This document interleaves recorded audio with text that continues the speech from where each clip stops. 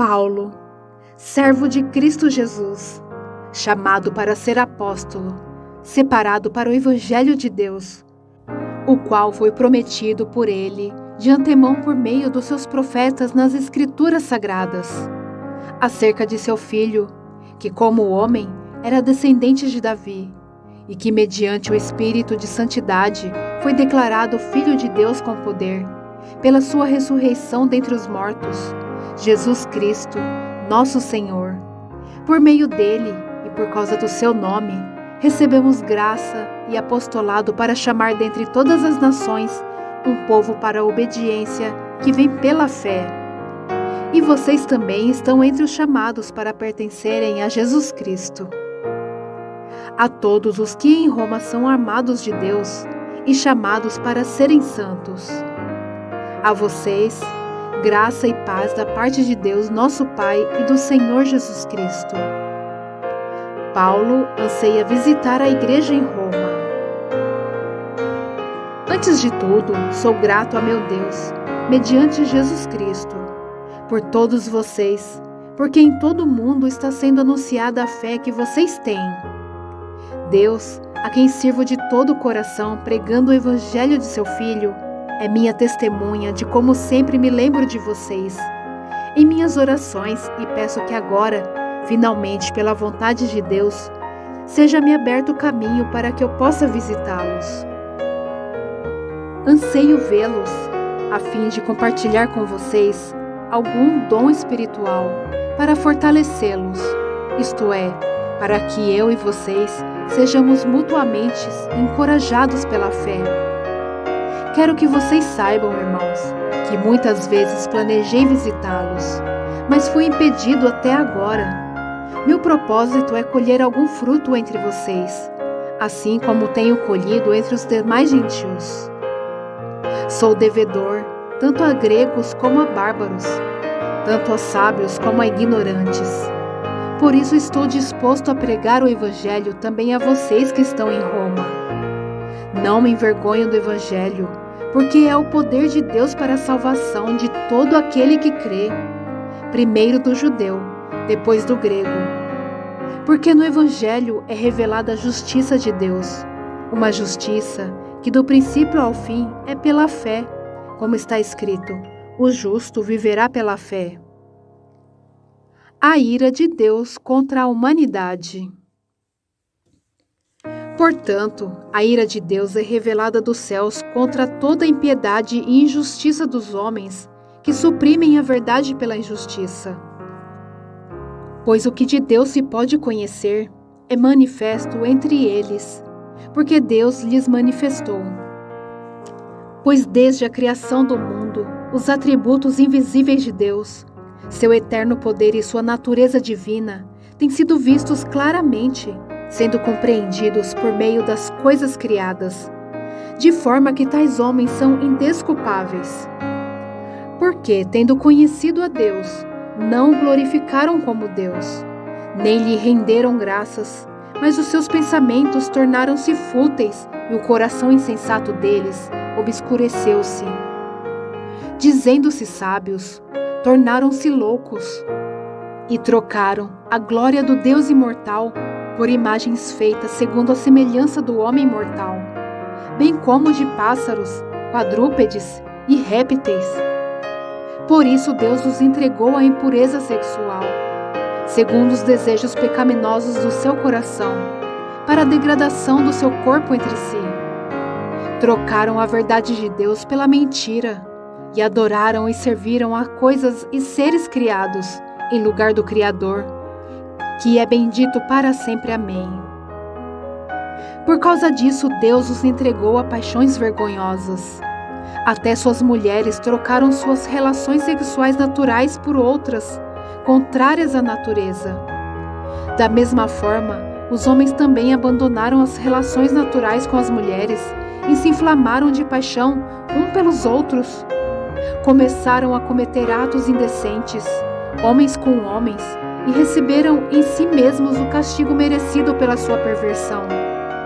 Além do mais, visto que desprezaram o conhecimento de Deus, ele os entregou a uma disposição mental reprovável, para praticarem o que não deviam. Tornaram-se cheios de toda sorte de injustiça, maldade, ganância e depravação. Estão cheios de inveja, homicídio, rivalidades, engano e malícia. São bisbilhoteiros, caluniadores, inimigos de Deus, insolentes, arrogantes e presunçosos. Inventaram maneiras de praticar o mal. Desobedecem a seus pais, são insensatos, desleais, sem amor pela família, implacáveis. Embora conheçam o justo decreto de Deus, de que as pessoas que praticam tais coisas merecem a morte, não somente continuam a praticá-las, mas também aprovam aqueles que as praticam. O justo juízo de Deus.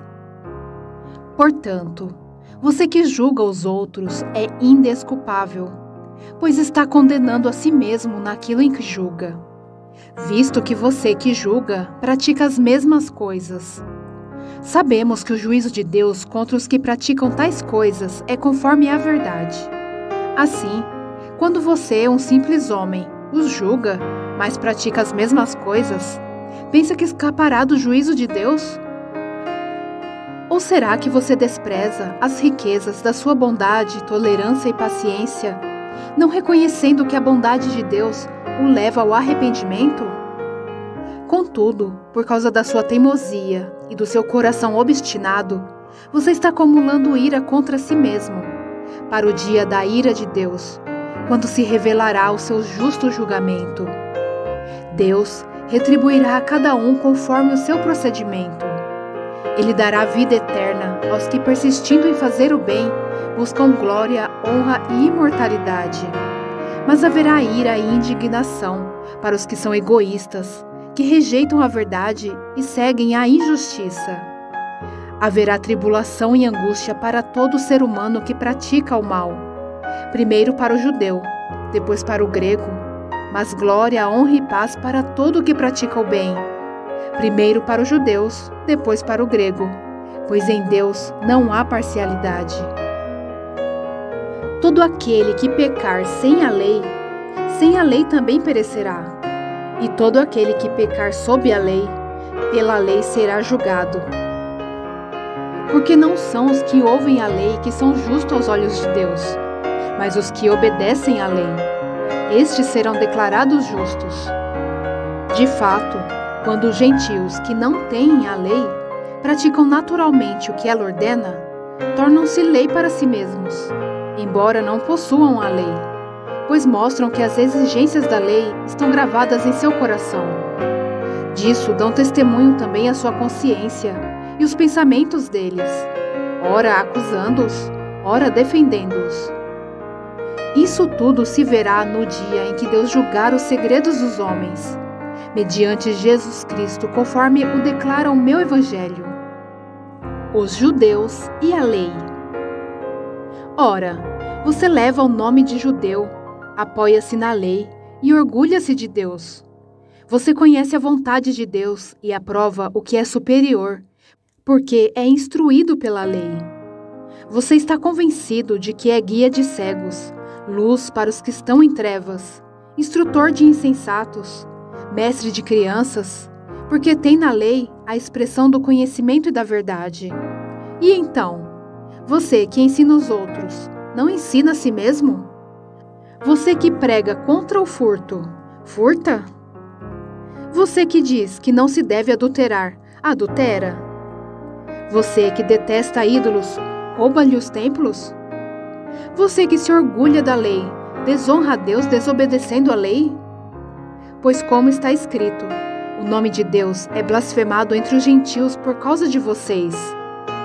A circuncisão tem valor se você obedece à lei, mas se você desobedece à lei, a sua circuncisão já se tornou incircuncisão.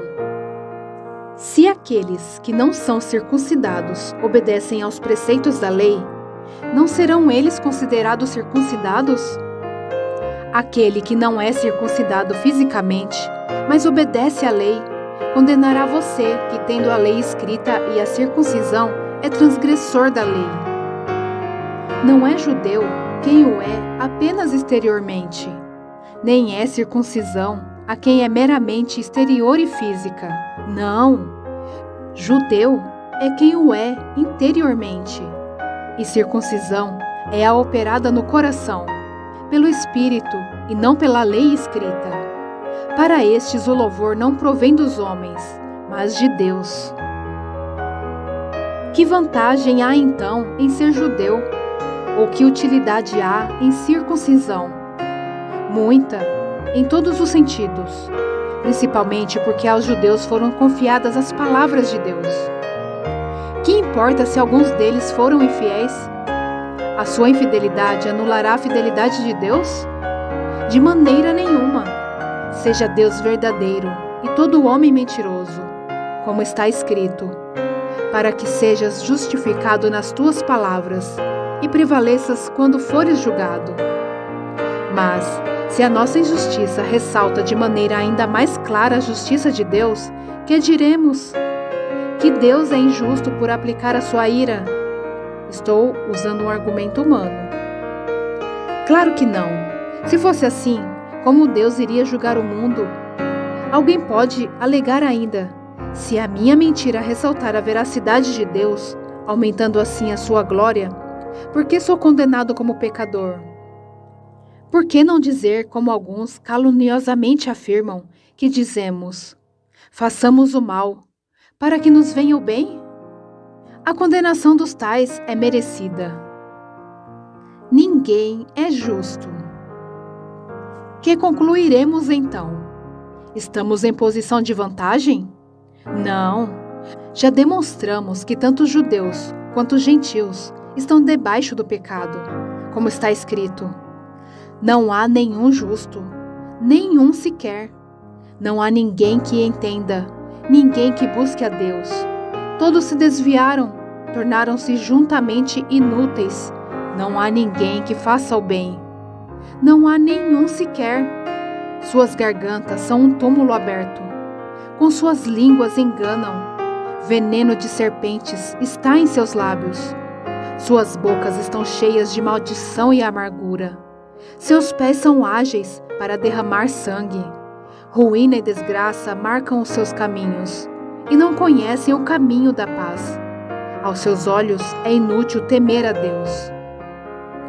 Sabemos que tudo o que a lei diz, o diz àqueles que estão debaixo dela, para que toda a boca se cale e todo mundo esteja sob o juízo de Deus. Portanto, ninguém será declarado justo diante dele baseando-se na obediência à lei, pois é mediante a lei que nos tornamos plenamente conscientes do pecado.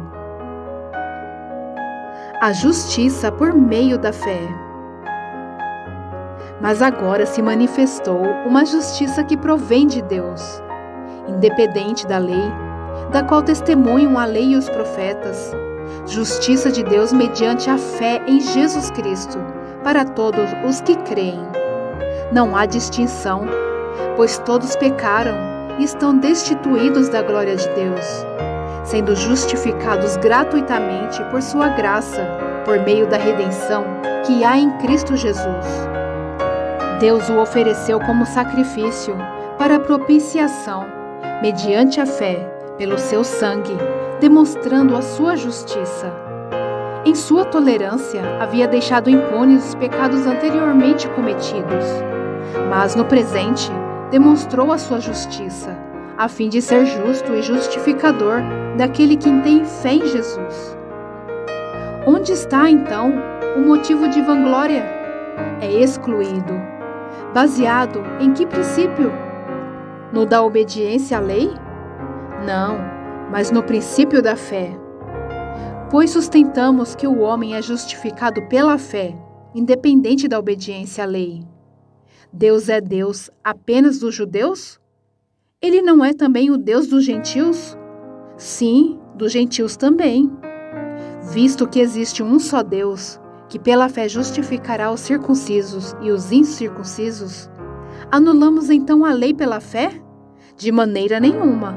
Ao contrário, confirmamos a lei. Abraão foi justificado pela fé. Portanto, que diremos do nosso antepassado Abraão? Se de fato Abraão fosse justificado pelas obras, ele tem do que se gloriar, mas não diante de Deus. Que diz a Escritura? Abraão creu em Deus, e isso lhe foi creditado como justiça. Ora, o salário do homem que trabalha não é considerado como favor, mas como dívida. Todavia, aquele que não trabalha, mas confia em Deus, que justifica o ímpio, sua fé lhe é acreditada como justiça. Davi diz a mesma coisa quando fala da felicidade do homem a quem Deus acredita justiça independente de obras. Como são felizes aqueles que têm suas transgressões perdoadas, cujos pecados são apagados. Como é feliz aquele a quem o Senhor não atribui culpa. Destina-se esta felicidade apenas aos circuncisos ou também aos incircuncisos? Já dissemos que no caso de Abraão, a fé lhe foi creditada como justiça. Sob quais circunstâncias? Antes ou depois de ter sido circuncidado? Não foi depois, mas antes. Assim ele recebeu a circuncisão como sinal, como selo da justiça que ele tinha pela fé, quando ainda não fora circuncidado. Portanto, ele é o pai de todos os que creem, sem terem sido circuncidados, a fim de que a justiça fosse creditada também a eles. E é igualmente o pai dos circuncisos que não somente são circuncisos, mas também andam nos passos da fé que teve nosso pai Abraão antes de passar pela circuncisão. Não foi mediante a lei que Abraão e a sua descendência receberam a promessa de que ele seria herdeiro do mundo, mas mediante a justiça que vem da fé. Pois, se os que vivem pela lei são herdeiros, a fé não tem valor e a promessa é inútil. Porque a lei produz a ira, e onde não há lei, não há transgressão. Portanto, a promessa que vem pela fé, para que seja de acordo com a graça e seja assim garantida a toda a descendência de Abraão, não apenas aos que estão sob o regime da lei, mas também aos que têm a fé que Abraão teve. Ele é o pai de todos nós, como está escrito: eu o constituí pai de muitas nações. Ele é o nosso pai aos olhos de Deus, em quem creu, o Deus que dá vida aos mortos e chama à existência coisas que não existem, como se existissem. Abraão, contra toda esperança, em esperança creu, tornando-se assim pai de muitas nações, como foi dito a seu respeito. Assim será a sua descendência. Sem se enfraquecer na fé, reconheceu que o seu corpo já estava sem vitalidade, pois já contava cerca de 100 anos de idade, e que também o ventre de Sara já estava sem vigor. Mesmo assim não duvidou, nem foi incrédulo em relação à promessa de Deus, mas foi fortalecido em sua fé e deu glória a Deus, estando plenamente convencido de que ele era poderoso para cumprir o que havia prometido. Em consequência, isso lhe foi creditado como justiça. As palavras lhe foi creditado não foram escritas apenas para ele, mas também para nós, a quem Deus creditará justiça a nós, que cremos naquele que ressuscitou dos mortos, a Jesus, nosso Senhor. Ele foi entregue à morte por nossos pecados e ressuscitado para nossa justificação. Paz e alegria. Tendo sido, pois, justificados pela fé, temos paz com Deus, por nosso Senhor Jesus Cristo, por meio de quem obtivemos acesso pela fé a esta graça na qual agora estamos firmes, e nos gloriamos na esperança da glória de Deus.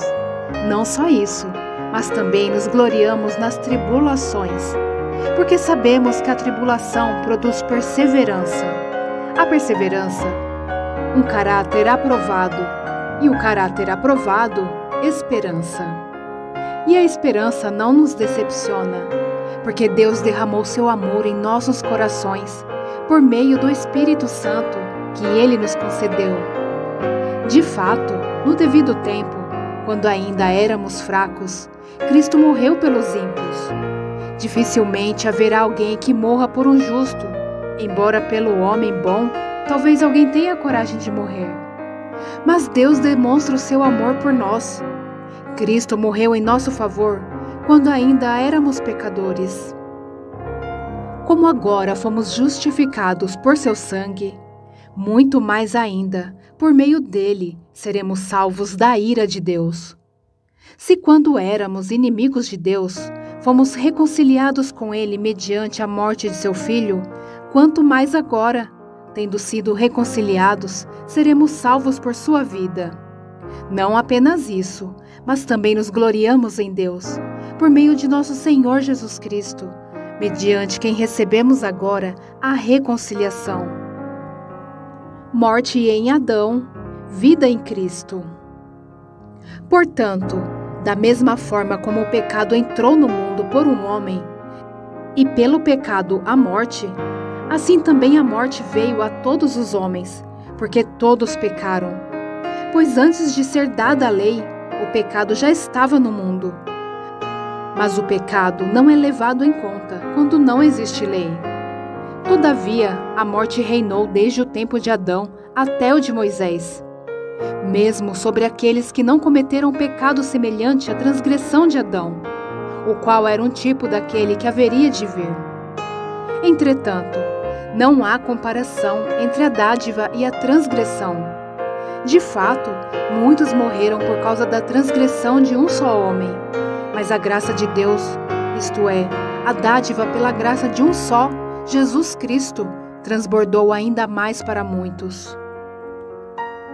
Não se pode comparar a dádiva de Deus com a consequência do pecado de um só homem. Por um pecado veio o julgamento que trouxe condenação, mas a dádiva decorreu de muitas transgressões e trouxe justificação. Se pela transgressão de um só a morte reinou por meio dele, muito mais aqueles que recebem de Deus a imensa provisão da graça e a dádiva da justiça reinarão em vida por meio de um único homem, Jesus Cristo. Consequentemente, assim como uma só transgressão resultou na condenação de todos os homens, assim também um só ato de justiça resultou na justificação, que traz a vida a todos os homens. Logo, assim como por meio da desobediência de um só homem, muitos foram feitos pecadores, assim também, por meio da obediência de um único homem, muitos serão feitos justos. A lei foi introduzida para que a transgressão fosse ressaltada, mas onde aumentou o pecado, transbordou a graça, a fim de que assim, como o pecado reinou na morte, também a graça reine pela justiça para conceder vida eterna, mediante Jesus Cristo, nosso Senhor. Mortos para o pecado, vivos em Cristo. Que diremos então? Continuaremos pecando para que a graça aumente? De maneira nenhuma. Nós, os que morremos para o pecado, como podemos continuar vivendo nele? Ou vocês não sabem que todos nós que fomos batizados em Cristo Jesus, fomos batizados em sua morte? Portanto, fomos sepultados com ele na morte por meio do batismo, a fim de que, assim como Cristo foi ressuscitado dos mortos, mediante a glória do Pai, também nós vivamos uma vida nova. Se dessa forma fomos unidos a ele na semelhança da sua morte, certamente o seremos também na semelhança da sua ressurreição. Pois sabemos que o nosso velho homem foi crucificado com ele, para que o corpo do pecado seja destruído, e não mais sejamos escravos do pecado. Pois quem morreu foi justificado do pecado. Ora, se morremos com Cristo, cremos que também com ele viveremos. Pois sabemos que, tendo sido ressuscitado dos mortos, Cristo não pode morrer outra vez. A morte não tem mais domínio sobre ele. Porque morrendo, ele morreu para o pecado, uma vez por todas. Mas vivendo, vive para Deus. Da mesma forma, considerem-se mortos para o pecado, mas vivos para Deus em Cristo Jesus. Portanto, não permitam que o pecado continue dominando seus corpos mortais, fazendo que vocês obedeçam aos seus desejos. Não ofereçam os membros do corpo de vocês ao pecado, como instrumentos de injustiça. Antes, ofereçam-se a Deus, como quem voltou da morte para a vida, e ofereçam os membros do corpo de vocês a Ele, como instrumentos de justiça. Pois o pecado não os dominará, porque vocês não estão debaixo da lei, mas debaixo da graça. Escravos da justiça. E então, vamos pecar porque não estamos debaixo da lei, mas debaixo da graça? De maneira nenhuma. Não sabem que quando vocês se oferecem a alguém para lhe obedecer como escravos, tornam-se escravos daquele a quem obedecem? Escravos do pecado que leva à morte, ou da obediência que leva à justiça. Mas graças a Deus, porque embora vocês tenham sido escravos do pecado, passaram a obedecer de coração a forma de ensino que lhes foi transmitida. Vocês foram libertados do pecado e tornaram-se escravos da justiça. Falo isso em termos humanos, por causa das suas limitações humanas. Assim como vocês ofereceram os membros do seu corpo em escravidão à impureza e à maldade que leva à maldade, ofereçam-nos agora em escravidão à justiça que leva à santidade. Quando vocês eram escravos do pecado, estavam livres da justiça. Que fruto colheram então das coisas das quais agora vocês se envergonham? O fim delas é a morte. Mas agora que vocês foram libertados do pecado e se tornaram escravos de Deus, o fruto que colhem leva à santidade, e o seu fim é a vida eterna. Pois o salário do pecado é a morte, mas o dom gratuito de Deus é a vida eterna em Cristo Jesus, nosso Senhor. A ilustração do casamento. Meus irmãos, falo a vocês como a pessoas que conhecem a lei. Acaso vocês não sabem que a lei tem autoridade sobre alguém apenas enquanto ele vive? Por exemplo, pela lei, a mulher casada está ligada a seu marido enquanto ele estiver vivo. Mas se o marido morrer, ela estará livre da lei do casamento. Por isso, se ela se casar com outro homem enquanto seu marido ainda estiver vivo, será considerada adúltera. Mas se o marido morrer, ela estará livre daquela lei. E mesmo que venha se casar com um outro homem, não será adúltera. Assim, meus irmãos, vocês também morreram para a lei, por meio do corpo de Cristo, para pertencerem a outro, aquele que ressuscitou dos mortos, a fim de que venhamos a dar fruto para Deus. Pois quando éramos controlados pela carne, as paixões pecaminosas, despertadas pela lei, atuavam em nosso corpo, de forma que dávamos fruto para a morte. Mas agora, morrendo para aquilo que antes nos prendia, fomos libertados da lei, para que sirvamos conforme o novo modo do Espírito, e não segundo a velha forma da lei escrita.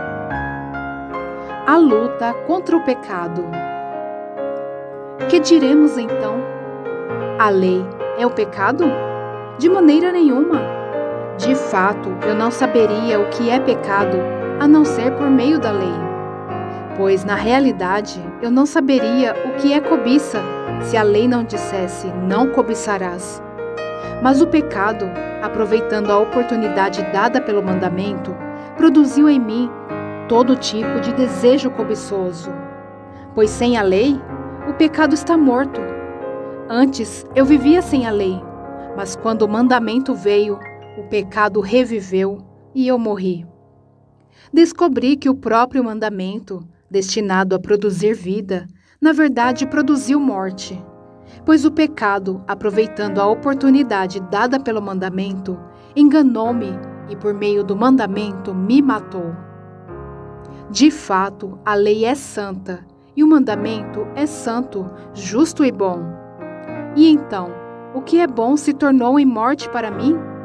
De maneira nenhuma, mas para que o pecado se mostrasse como pecado, ele produziu morte em mim por meio do que era bom, de modo que por meio do mandamento ele se mostrasse extremamente pecaminoso.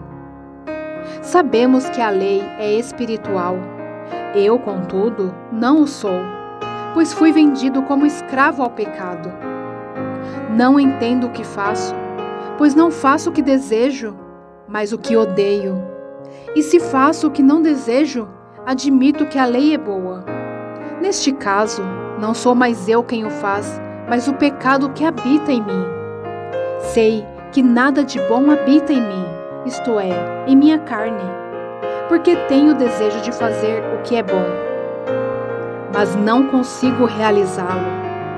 Pois o que faço não é o bem que desejo, mas o mal que não quero fazer. Esse eu continuo fazendo. Ora, se faço o que não quero, já não sou eu quem o faz, mas o pecado que habita em mim. Assim, encontro esta lei que atua em mim. Quando quero fazer o bem, o mal está junto a mim.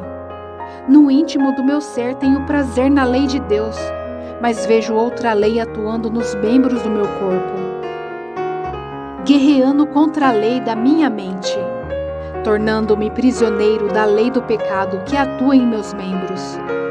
Miserável homem que eu sou, quem me libertará do corpo sujeito a esta morte? Graças a Deus por Jesus Cristo, nosso Senhor, de modo que com a mente eu próprio sou escravo da lei de Deus, mas com a carne da lei do pecado. A vida pelo Espírito. Portanto, agora já não há condenação para os que estão em Cristo Jesus. Porque por meio de Cristo Jesus, a lei do Espírito de vida me libertou da lei do pecado e da morte. Porque aquilo que a lei fora incapaz de fazer por estar enfraquecida pela carne, Deus o fez, enviando o seu próprio Filho, à semelhança do homem pecador, como oferta pelo pecado, e assim condenou o pecado na carne, a fim de que as justas exigências da lei fossem plenamente satisfeitas em nós, que não vivemos segundo a carne, mas segundo o Espírito. Quem vive segundo a carne tem a mente voltada para o que a carne deseja, mas quem vive de acordo com o Espírito tem a mente voltada para o que o Espírito deseja. A mentalidade da carne é morte, mas a mentalidade do Espírito é vida e paz. A mentalidade da carne é inimiga de Deus, porque não se submete à lei de Deus, nem pode fazê-lo. Quem é dominado pela carne não pode agradar a Deus. Entretanto, vocês não estão sob o domínio da carne, mas do Espírito, se de fato o Espírito de Deus habita em vocês. E se alguém não tem o Espírito de Cristo, não pertencem a Cristo. Mas se Cristo está em vocês, o corpo está morto por causa do pecado, mas o Espírito está vivo por causa da justiça. E se o Espírito daquele que ressuscitou Jesus dentre os mortos habita em vocês, aquele que ressuscitou a Cristo dentre os mortos também dará vida a seus corpos mortais, por meio do seu Espírito que habita em vocês. Portanto, irmãos, estamos em dívida, não para com a carne, para vivermos sujeitos a ela. Pois se vocês viverem de acordo com a carne, morrerão. Mas se pelo Espírito fizerem morrer os atos do corpo, viverão. Porque todos os que são guiados pelo Espírito de Deus são filhos de Deus. Pois vocês não recebem um espírito que os escravize para novamente temerem, mas recebem o Espírito que os torna filhos por adoção, por meio da qual clamamos: Abba, Pai. O próprio Espírito testemunha ao nosso espírito que somos filhos de Deus. Se somos filhos, então somos herdeiros, herdeiros de Deus e co-herdeiros com Cristo. Se de fato participamos dos seus sofrimentos, para que também participemos da sua glória. A glória futura. Considero que os nossos sofrimentos atuais não podem ser comparados com a glória que em nós será revelada. A natureza criada aguarda, com grande expectativa, que os filhos de Deus sejam revelados, pois ela foi submetida à inutilidade, não pela sua própria escolha, mas por causa da vontade daquele que a sujeitou, na esperança de que a própria natureza criada será libertada da escravidão da decadência em que se encontra, recebendo a gloriosa liberdade dos filhos de Deus. Sabemos que toda a natureza criada geme até agora, como em dores de parto. E não só isso, mas nós mesmos, que temos os primeiros frutos do Espírito, gememos interiormente, esperando ansiosamente nossa adoção como filhos, a redenção do nosso corpo. Pois nessa esperança somos salvos. Mas a esperança que se vê não é esperança. Quem espera por aquilo que está vendo? Mas se esperamos o que ainda não vemos, aguardamo-lo pacientemente. Da mesma forma, o Espírito nos ajuda em nossa fraqueza, pois não sabemos como orar, mas o próprio Espírito intercede por nós com gemidos inexprimíveis. E aquele que sonda os corações conhece a intenção do Espírito, porque o Espírito intercede pelos santos de acordo com a vontade de Deus. Mais que vencedores. Sabemos que Deus age em todas as coisas para o bem daqueles que o amam, dos que foram chamados de acordo com o seu propósito. Pois aqueles que de antemão conheceu, também os predestinou para serem conformes à imagem de seu Filho, a fim de que ele seja o primogênito entre muitos irmãos. E aos que predestinou, também chamou. Aos que chamou, também justificou. Aos que justificou, também glorificou. Que diremos, pois, diante dessas coisas? Se Deus é por nós, quem será contra nós? Aquele que não poupou o seu próprio Filho, mas o entregou por todos nós, como não nos dará juntamente com ele e de graça todas as coisas? Quem fará alguma acusação contra os escolhidos de Deus?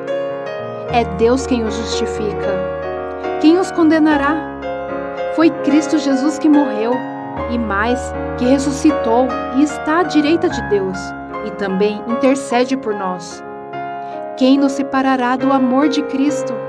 Será tribulação, ou angústia, ou perseguição, ou fome, ou nudez, ou perigo, ou espada?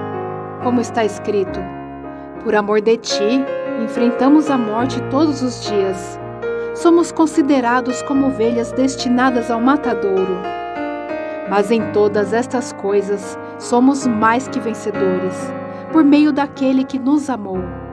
Pois estou convencido de que nem morte, nem vida, nem anjos, nem demônios, nem o presente, nem o futuro, nem quaisquer poderes, nem altura, nem profundidade, nem qualquer outra coisa da criação será capaz de nos separar do amor de Deus, que está em Cristo Jesus, nosso Senhor. A soberania de Deus. Digo a verdade em Cristo, não minto. Minha consciência o confirma no Espírito Santo. Tenho grande tristeza e constante angústia em meu coração, pois eu até desejaria ser amaldiçoado e separado de Cristo por amor de meus irmãos, os de minha raça, o povo de Israel. Deles é a adoção de filhos. Deles é a glória divina, as alianças, a concessão da lei, a adoração no templo e as promessas. Deles são os patriarcas, e a partir deles se traça a linhagem humana de Cristo, que é Deus acima de todos, bendito para sempre. Amém. Não pensemos que a palavra de Deus falhou, pois nem todos os descendentes de Israel são Israel. Nem por serem descendentes de Abraão, passaram todos a ser filhos de Abraão. Ao contrário, por meio de Isaque, a sua descendência será considerada. Noutras palavras, não são os filhos naturais que são filhos de Deus, mas os filhos da promessa é que são considerados descendência de Abraão. Pois foi assim que a promessa foi feita: no tempo devido, virei novamente, e Sara terá um filho. E esse não foi o único caso. Também os filhos de Rebeca tiveram o mesmo pai, nosso pai Isaque. Todavia, antes que os gêmeos nascessem, ou fizessem qualquer coisa boa ou má, a fim de que o propósito de Deus, conforme a eleição, permanecesse não por obras, mas por aquele que chama. Foi dito a ela: o mais velho servirá ao mais novo. Como está escrito: amei Jacó, mas rejeitei Esaú. E então, o que diremos? Acaso Deus é injusto?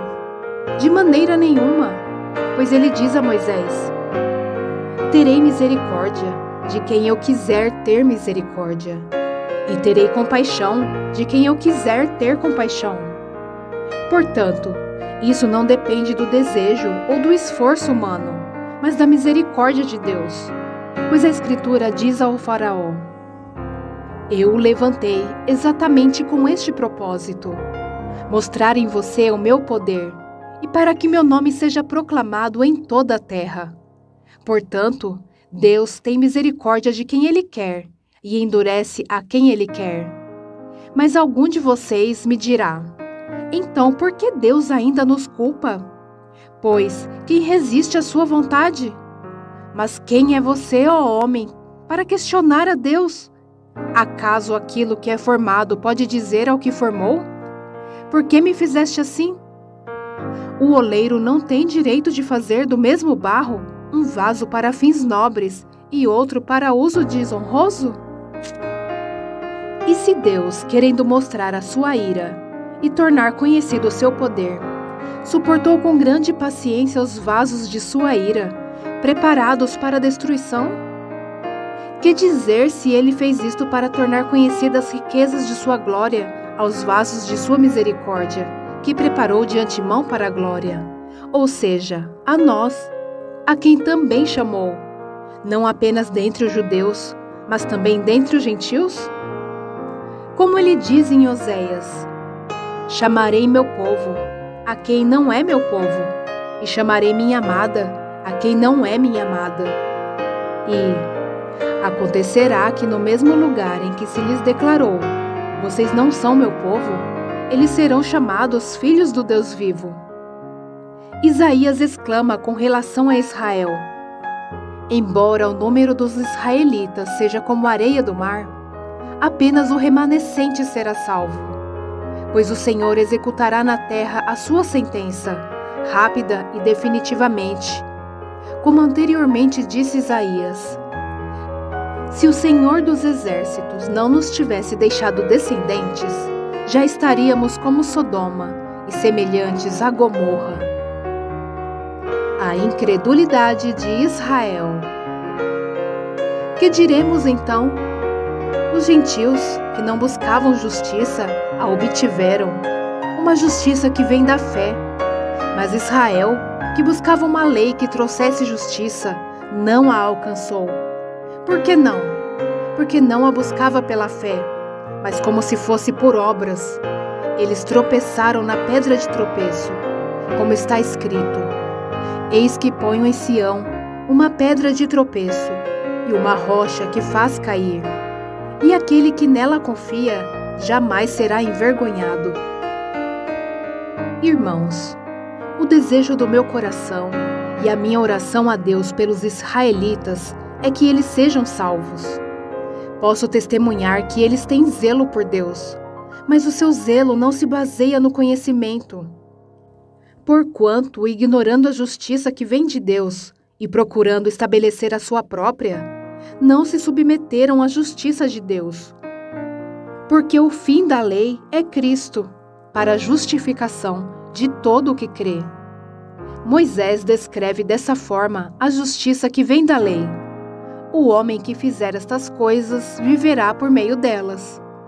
Mas a justiça que vem da fé diz: não diga em seu coração: quem subirá aos céus?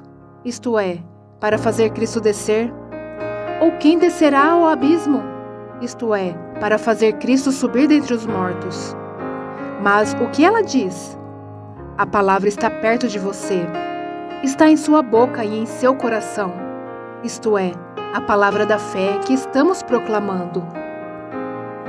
Se você confessar com a sua boca que Jesus é o Senhor e crer em seu coração que Deus o ressuscitou dentre os mortos, será salvo. Pois com o coração se crê para a justiça, e com a boca se confessa para a salvação, como diz a Escritura. Todo o que nele confia jamais será envergonhado. Não há diferença entre os judeus e gentios, pois o mesmo Senhor é Senhor de todos e abençoa ricamente todos os que o invocam. Porque todo aquele que invocar o nome do Senhor será salvo. Como, pois, invocarão aquele em quem não creram? E como crerão naquele quem não ouviram falar? E como ouvirão, se não houver quem pregue? E como pregarão, se não forem enviados? Como está escrito, como são belos pés dos que anunciam boas novas. No entanto, nem todos os israelitas aceitaram as boas novas. Pois Isaías diz: Senhor, quem creu em nossa mensagem? Consequentemente, a fé vem se ouvir a mensagem, e a mensagem é ouvida mediante a palavra de Cristo. Mas eu pergunto, eles não ouviram? Claro que sim. A sua voz ressoou por toda a terra, e as suas palavras até os confins do mundo. Novamente pergunto, será que Israel não entendeu? Em primeiro lugar, Moisés disse: farei que tenham ciúmes de quem não é meu povo. Eu os provocarei a ira por meio de um povo sem entendimento. E Isaías diz ousadamente: fui achado por aqueles que não me procuravam. Revelei-me àqueles que não perguntavam por mim.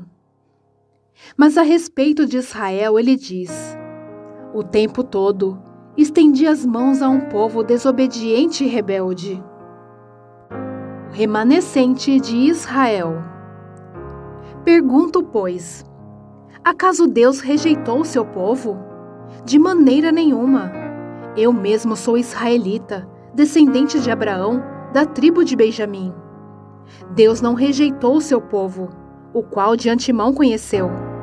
Ou vocês não sabem como Elias clamou a Deus contra Israel, conforme diz a Escritura? Senhor, mataram os teus profetas e derrubaram os teus altares. Sou o único que sobrou, e agora estão procurando matar-me. E qual foi a resposta divina?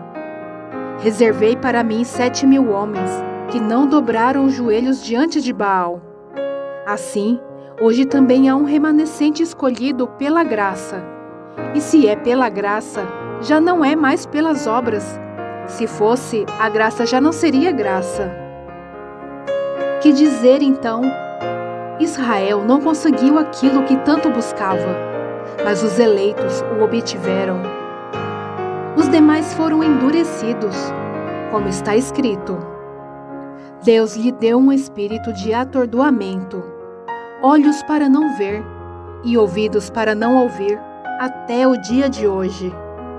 E Davi diz: que a mesa deles se transforme em laço e armadilha, pedra de tropeço e retribuição para eles.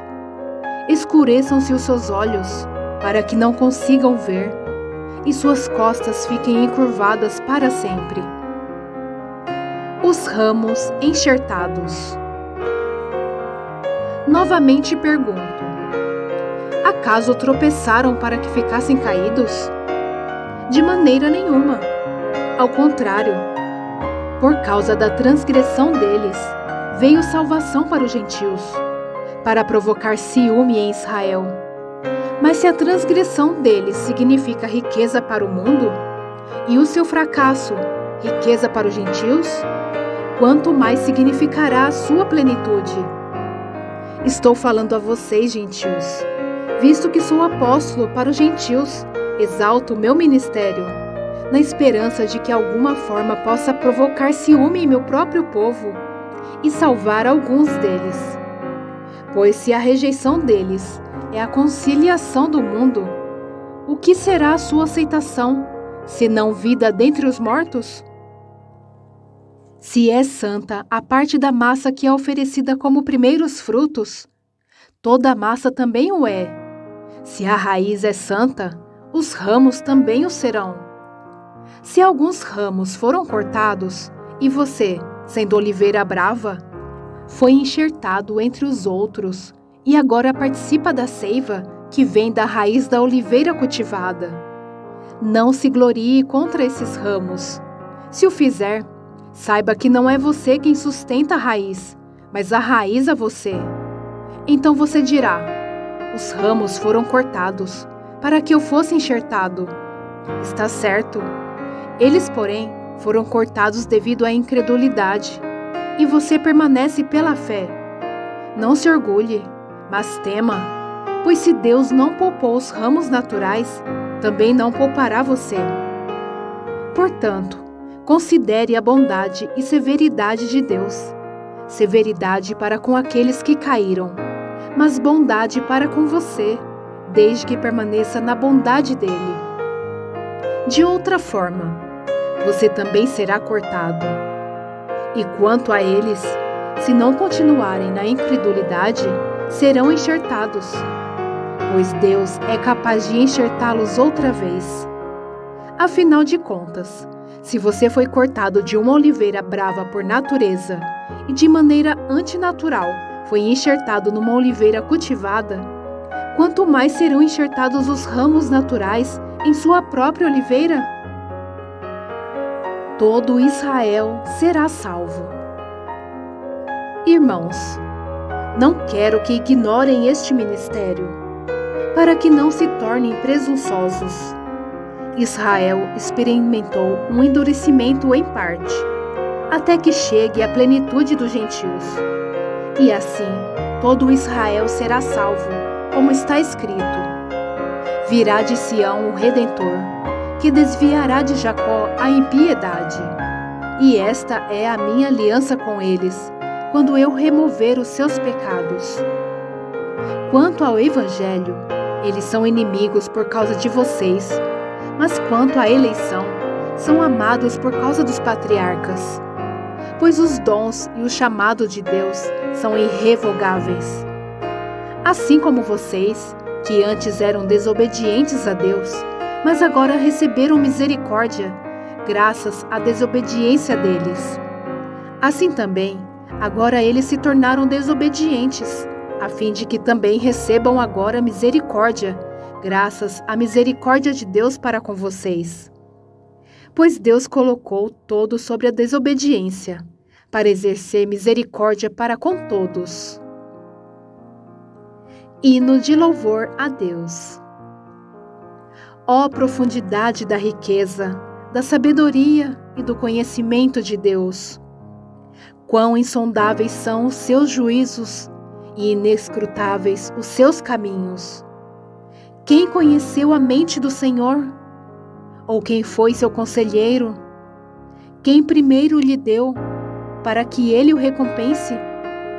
Pois dele, por ele e para ele são todas as coisas. A ele seja a glória para sempre. Amém. Sacrifícios vivos. Portanto, irmãos, rogo-lhes pela misericórdia de Deus, que se ofereçam em sacrifício vivo, santo e agradável a Deus.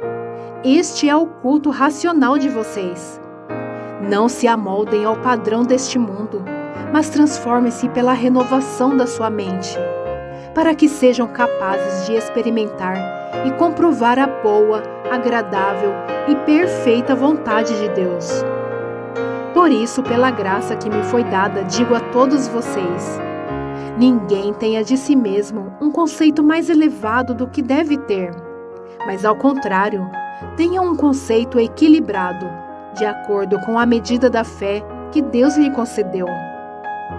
Assim como cada um de nós tem um corpo com muitos membros, e esses membros não exercem todos a mesma função, assim também em Cristo nós, que somos muitos, formamos um corpo, e cada membro está ligado a todos os outros.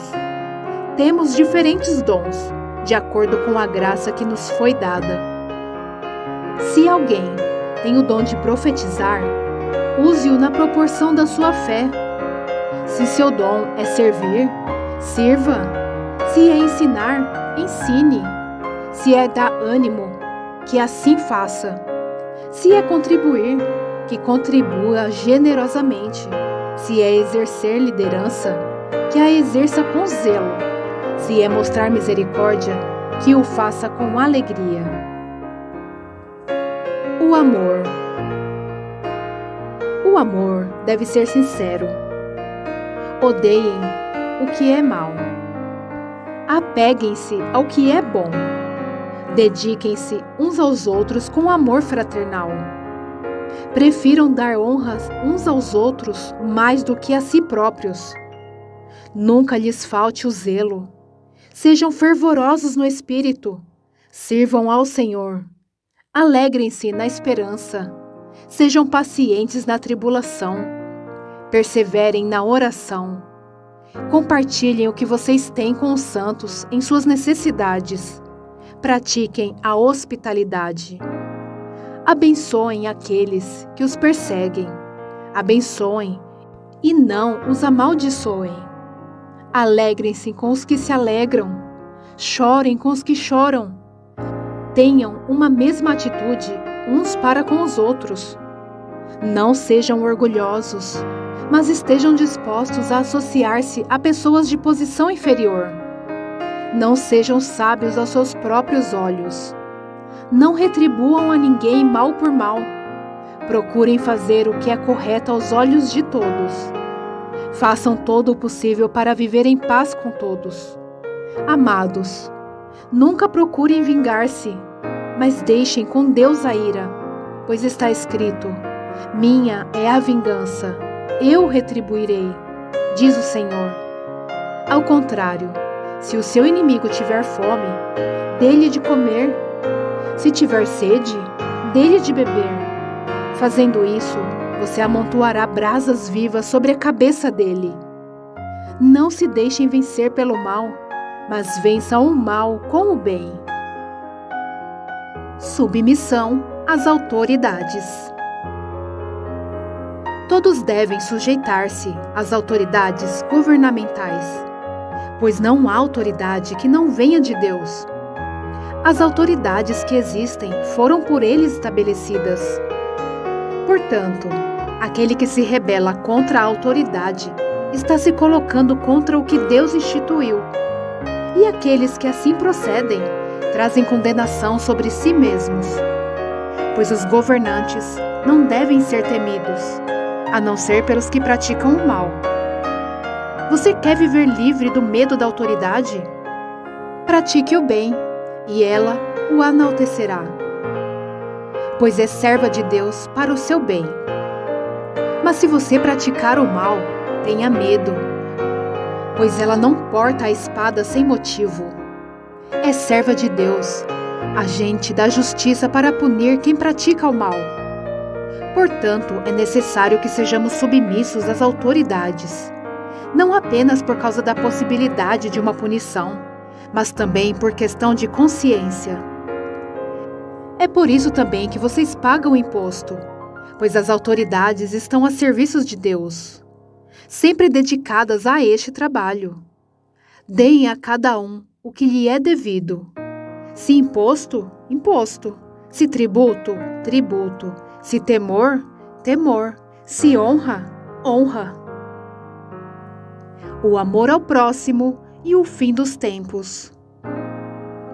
Não devam nada a ninguém, a não ser o amor de uns pelos outros, pois aquele que ama seu próximo tem cumprido a lei. Pois estes mandamentos: não adulterarás, não matarás, não furtarás, não cobiçarás, e qualquer outro mandamento, todos se resumem neste preceito: ame o seu próximo como a si mesmo. O amor não pratica o mal contra o próximo. Portanto, o amor é o cumprimento da lei. Façam isso, compreendendo o tempo em que vivemos. Chegou a hora de vocês despertarem do sono, porque agora a nossa salvação está mais próxima do que quando cremos. A noite está quase acabando, o dia logo vem. Portanto, deixemos de lado as obras das trevas e revistamo-nos da armadura da luz. Comportemo-nos com decência, como quem age à luz do dia, não em orgias e bebedeiras, não em imoralidade sexual e depravação, não em desavença e inveja. Ao contrário, revistam-se do Senhor Jesus Cristo e não fiquem premeditando como satisfazer os desejos da carne. Os fracos e os fortes. Aceitem o que é fraco na fé, sem discutir assuntos controvertidos. Um crê que pode comer de tudo. Já outro, cuja fé é fraca, come apenas alimentos vegetais. Aquele que come de tudo não deve desprezar o que não come, e aquele que não come de tudo não deve condenar aquele que come, pois Deus o aceitou. Quem é você para julgar o servo alheio? É para o seu Senhor que ele está em pé ou cai, e ficará em pé, pois o Senhor é capaz de o sustentar. Há quem considere um dia mais sagrado que outro. Há quem considere iguais todos os dias. Cada um deve estar plenamente convicto em sua própria mente. Aquele que considera um dia como especial, para o Senhor assim o faz. Aquele que come carne, come para o Senhor, pois dá graças a Deus. E aquele que se abstém, para o Senhor se abstém, e dá graças a Deus. Pois nenhum de nós vive apenas para si, e nenhum de nós morre apenas para si. Se vivemos, vivemos para o Senhor, e se morremos, morremos para o Senhor. Assim, quer vivamos, quer morramos, pertencemos ao Senhor. Por esta razão Cristo morreu e voltou a viver, para ser o Senhor de vivos e de mortos.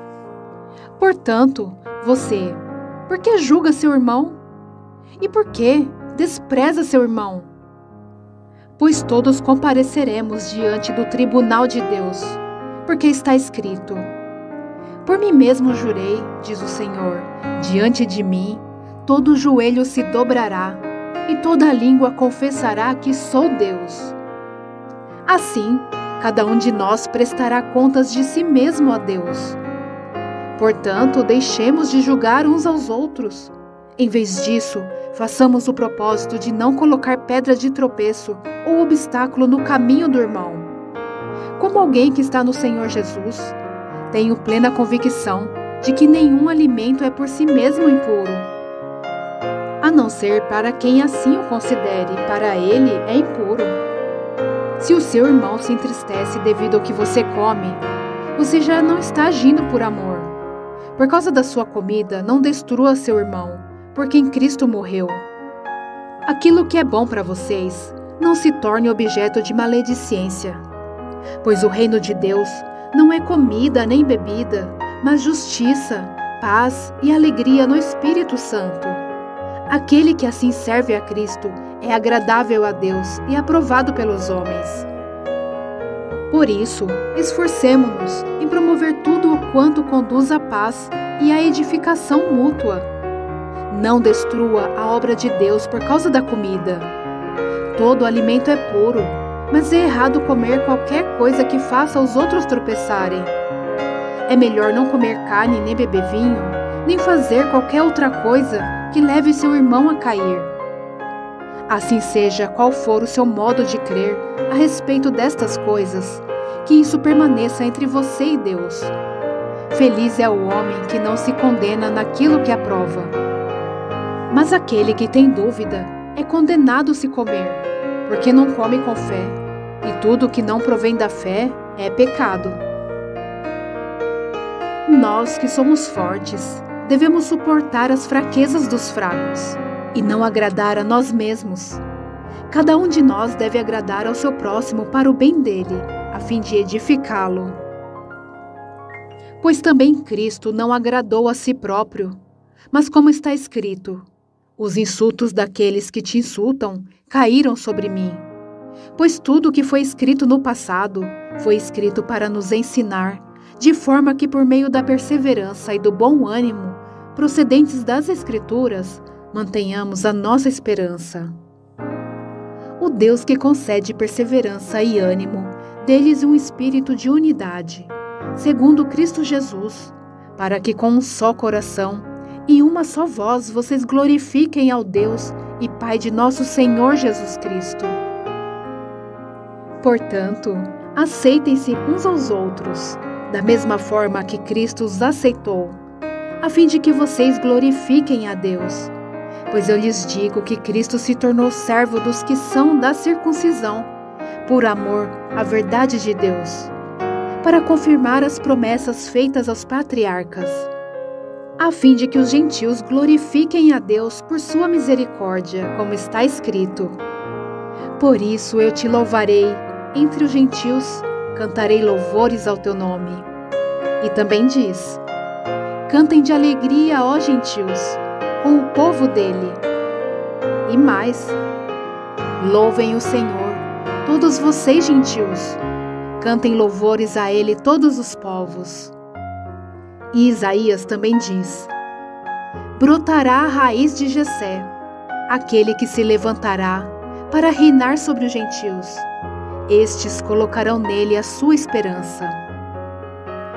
Que o Deus da esperança os encha de toda alegria e paz, por sua confiança nele, para que vocês transbordem de esperança pelo poder do Espírito Santo. Paulo, ministro dos gentios. Meus irmãos, eu mesmo estou convencido de que vocês estão cheios de bondade e plenamente instruídos, sendo capazes de aconselhar-se uns aos outros. A respeito de alguns assuntos, eu lhes escrevi com toda franqueza, principalmente para fazê-los lembrar-se novamente deles, por causa da graça que Deus me deu de ser um ministro de Cristo Jesus para os gentios, com o dever sacerdotal de proclamar o Evangelho de Deus, para que os gentios se tornem uma oferta aceitável a Deus, santificados pelo Espírito Santo. Portanto, eu me glorio em Cristo Jesus, em meu serviço a Deus. Não me atrevo a falar de nada, exceto daquilo que Cristo realizou por meu intermédio, em palavra e em ação, a fim de levar os gentios a obedecerem a Deus, pelo poder de sinais e maravilhas e por meio do poder do Espírito de Deus. Assim, desde Jerusalém e arredores, até o Ilírico, proclamei plenamente o Evangelho de Cristo. Sempre fiz questão de pregar o Evangelho onde Cristo ainda não era conhecido, de forma que não estivesse edificando sobre alicerce de outro. Mas antes, como está escrito, hão de vê-lo aqueles que não tinham ouvido falar dele, e o entenderão aqueles que não o haviam escutado. É por isso que muitas vezes fui impedido de chegar até vocês. Paulo planeja visitar a igreja em Roma. Mas agora, não havendo nessas regiões nenhum lugar em que precise trabalhar, e visto que há muitos anos anseio vê-los, planejo fazê-lo quando for à Espanha. Espero visitá-los de passagem e dar-lhes a oportunidade de me ajudarem em minha viagem para lá, depois de ter desfrutado um pouco da companhia de vocês. Agora, porém, estou de partida para Jerusalém, a serviço dos santos, pois a Macedônia e a Acaia tiveram a alegria de contribuir para os pobres dentre os santos de Jerusalém. Tiveram prazer nisso, e de fato são devedores aos santos de Jerusalém. Pois se os gentios participaram das bênçãos espirituais dos judeus, devem também servir aos judeus com seus bens materiais. Assim, depois de completar esta tarefa e de ter a certeza de que eles receberam este fruto, irei à Espanha e visitarei vocês de passagem. Sei que quando for visitá-los, irei na plenitude da bênção de Cristo. Recomendo-lhes, irmãos, por nosso Senhor Jesus Cristo e pelo amor do Espírito, que se unam a mim em minha luta, orando a Deus em meu favor. Orem para que eu esteja livre dos descrentes da Judeia e que meu serviço em Jerusalém seja aceitável aos santos, de forma que, pela vontade de Deus, eu os visite com alegria e, juntamente com vocês, desfrute de um período de refrigério. O Deus da paz seja com todos vocês. Amém. Saudações pessoais. Recomendo-lhes nossa irmã Febe, serva da igreja em Cencreia. Peço que a recebam no Senhor, de maneira digna dos santos, e lhe prestem a ajuda de que venha a necessitar, pois tem sido de grande auxílio para muita gente, inclusive para mim. Saúdem Priscila e Áquila, meus colaboradores em Cristo Jesus. Arriscaram a vida por mim. Sou grato a eles, não apenas eu, mas todas as igrejas dos gentios. Saúdem também a igreja, que se reúne na casa deles. Saúdem meu amado irmão Epênito, que foi o primeiro convertido a Cristo na província da Ásia. Saúdem Maria, que trabalhou arduamente por vocês. Saúdem Andrônico e Júnias, meus parentes que estiveram na prisão comigo. São notáveis entre os apóstolos e estavam em Cristo antes de mim. Saúdem Ampliato, meu amado irmão no Senhor. Saúdem Urbano, nosso cooperador em Cristo, e meu amado irmão Estaques. Saúdem Apeles, aprovado em Cristo. Saúdem os que pertencem à casa de Aristóbulo.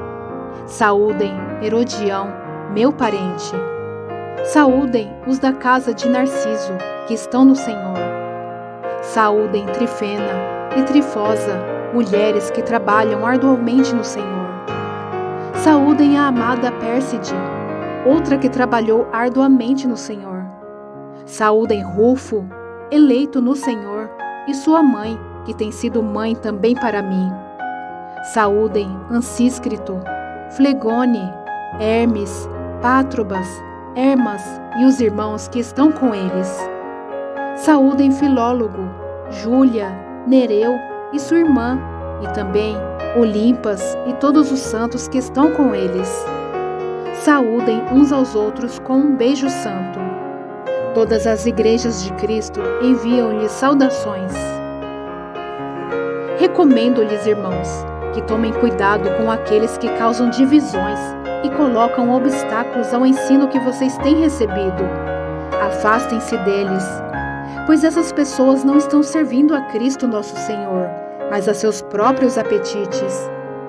Mediante palavras suaves e bajulação, enganam o coração dos ingênuos. Todos têm ouvido falar da obediência de vocês, por isso estou muito alegre, mas quero que sejam sábios em relação ao que é bom e sem malícia em relação ao que é mau.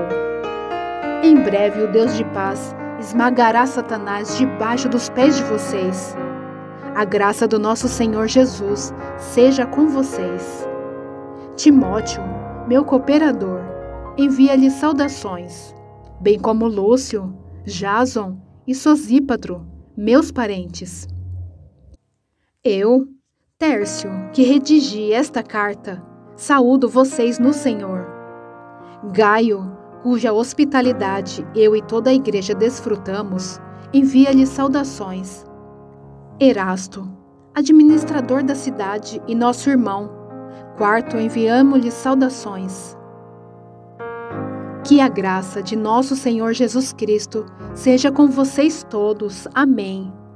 Ora, aquele que tem poder para confirmá-los pelo meu evangelho e pela proclamação de Jesus Cristo, de acordo com a revelação do mistério, oculto nos tempos passados, mas agora revelado e dado a conhecer pelas Escrituras proféticas, por ordem do Deus eterno, para que todas as nações venham a crer nele e obedecer-lhe. Sim, ao único Deus, sábio, que seja dada a glória para todo o sempre, por meio de Jesus Cristo. Amém.